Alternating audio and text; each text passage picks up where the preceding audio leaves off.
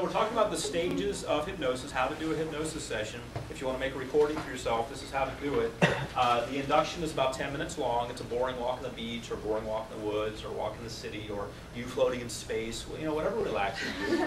Some people like that. And deepening is about 5 minutes, and that's something going down. The sun is setting on the beach. Or if you're walking in the woods, you are walking down a hill as you count from 10 to 1. You're walking down a hill. Or if you're in outer space, you can be floating down to the space pod or whatever. But you're counting down from 10 to 1. As I count from 10 to 1, I get closer to the pod. And when I reach 1, I'm there and I'm completely relaxed. As I count from 10 to 1, the sun sets. And when I reach the number 1, the sun is completely set and I'm completely relaxed. That's a deepening. You're correlating you relaxing to the motion of some object or yourself. So that by the time you get to the bottom of the hill, or the sun gets to the bottom, or you get to the space pod or whatever it is, or you're underwater and you reach the ocean floor for divers, then you are relaxed. That's the deepening. Any questions about induction or deepening? How to do it? Okay. The next part of the hypnosis session is the most important part, and that is the script. The script is where all the magic happens. That's where you're saying you're going to change.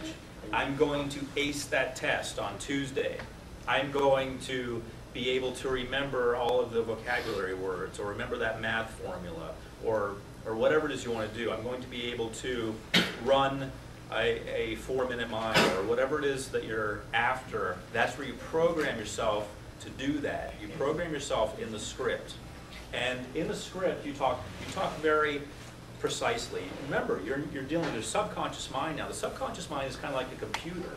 So in the induction and deepening, you might say, and now you're walking along the beach, or now I'm walking along the beach, it's very relaxing, and so forth, sort of flowery, relaxing language. In the script, you kind of become more German, I'd say. I'm like 1/9 German, so I can say that. You become more German. You know, we think of German people as, yeah, you will do this now, yeah, you know. I have a friend, Anna, who's German, and that's the way she is. You know, that's the way she talks. You will do this now. You know, very to the point. Kind of what Germans are known for. So you act like that. You're telling yourself what to do precisely without flowering it up at all. You will do this, or I will do this. I will memorize all of those words. I will get an A on that test. I will show up at whatever time. I will do this. I will do that. Everything's positive, and everything is just to the point. I will do this. I will do that. I will do the other thing.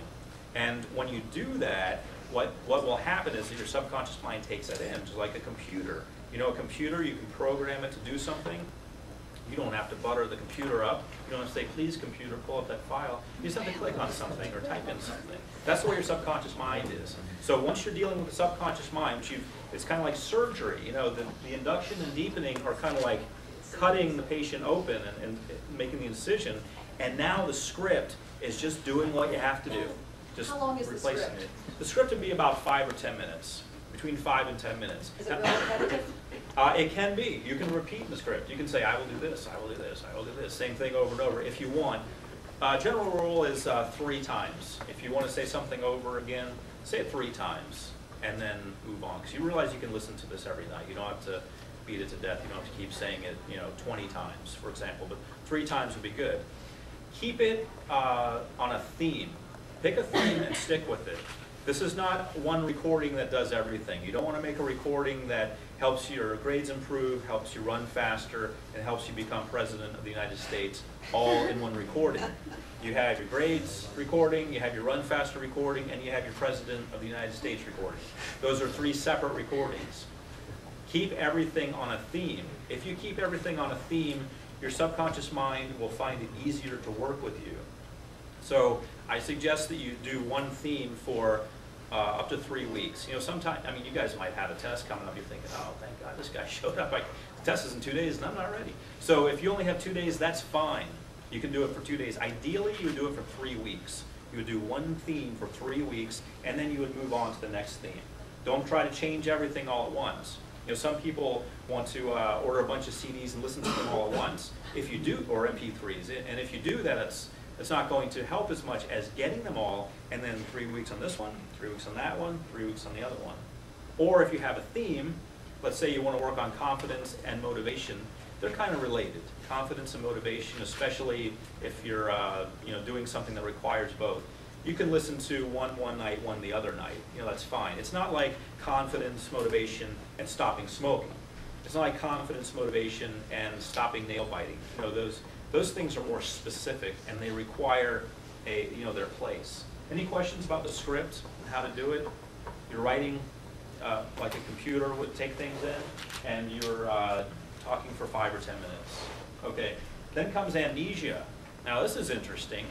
Why is amnesia there? Why do we want you to forget? I mean, you've already done all this work. You made this recording. And amnesia means amnesia. Why are you trying to get yourself to forget everything you just said? So this conscious mind will try to subvert it? Right. Consciously, you're thinking, no way. If you have never gotten anything above a B, and you're telling yourself you're going to get an A in a certain class, then your conscious mind is saying, no way, buddy. No way is that going to happen. Or if you're trying to stop smoking or start doing something good or whatever, your conscious mind's saying, this just isn't what we do, this isn't how we do it, this doesn't make any sense. Your conscious mind picks things apart. If one of your friends tells you, hey, you could be an astronaut, or whatever it is you may want to do that seems interesting to you, or a pilot, and another friend says to you, you can't do that. Only people who are special do that. That's kind of like your conscious mind kicking in and bringing you down to the level that it thinks you belong at. We all have like a thermostat, similar to a thermostat in our brains, that tells us how much money we should make, how happy we should be, and how much education we should get, and all kinds of things. If you violate that thermostat, it starts to want to bring you back down, just like in a house. If your house temperature gets too high, it's going to cool the house down. That's what your conscious mind does because of your subconscious programming. So we have amnesia in there. Amnesia helps you forget what you just said. Now, of course, you recorded it, so you're pretty much going to remember what's in there anyway. But it kind of scrambles the memory. It at least scrambles it for you, so it's harder for your conscious mind to access the memory of what was in there, and you're not focusing on it. And here's an interesting thing. I teach hypnotherapy around the world. I teach it in Europe. I teach it in Asia. I teach it in Canada, Mexico, America, of course, everywhere. And a lot of times, more than 50% of the time, I forget to do the amnesia session. Isn't that interesting? I'll talk about hypnosis, then I'll skip over it.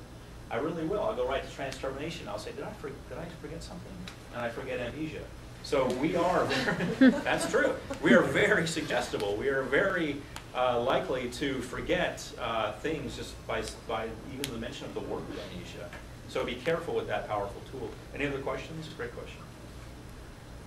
Okay, the next part of the session is Trance Termination. Not quite as glamorous as it sounds. You're just ending the trance. Trance Termination means the trance is over.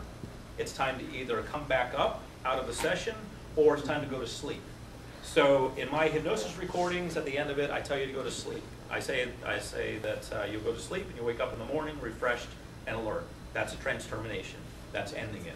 By the way, amnesia and trance termination can be about 1 minute long. Nothing fancy, doesn't have to be long, just get right to the point. And the other trance termination is bringing you up during the daytime. Because when I have clients in the office, I can't say, okay, go to sleep, wake up in the morning, in my chair, in my office. But that wouldn't work. So the alternative trance termination is to say, at the count of 3, you'll come back up out of hypnosis, alert, refreshed, and relaxed.